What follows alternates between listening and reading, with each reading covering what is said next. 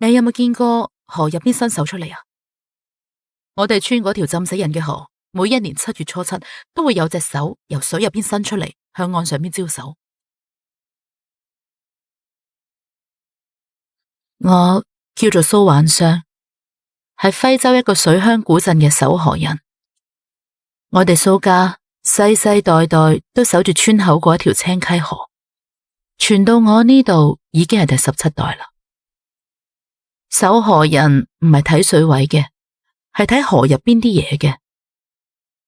啲老人家話，浸死嘅人係唔可以超生嘅，要喺河入邊住夠1個甲子，等下一個替身過嚟睇。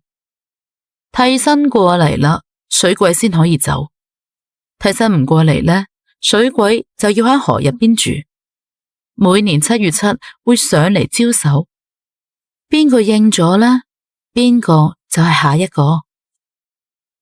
蘇家得一個規矩，7月7呢一日唔可以埋近河邊，唔可以向河入邊望，更加之唔可以應河入邊啲人講嘅說話。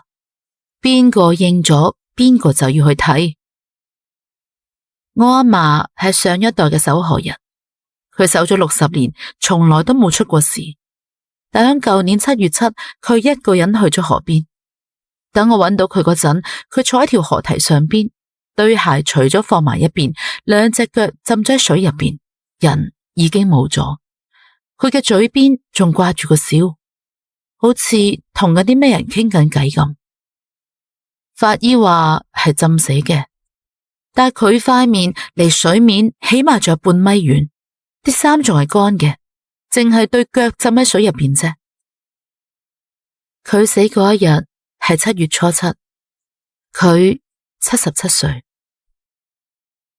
阿嫲死咗之後，我接咗佢個班。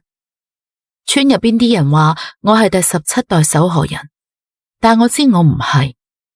阿嫲臨死前響個神台度留咗張紙，上面寫住4個字：你唔係你。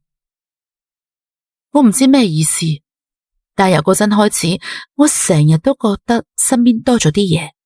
唔係見到㗎，係感覺到。有時響間房度坐，會覺得有人企喺個窗外邊望住我，但我一擰轉頭，咩都冇。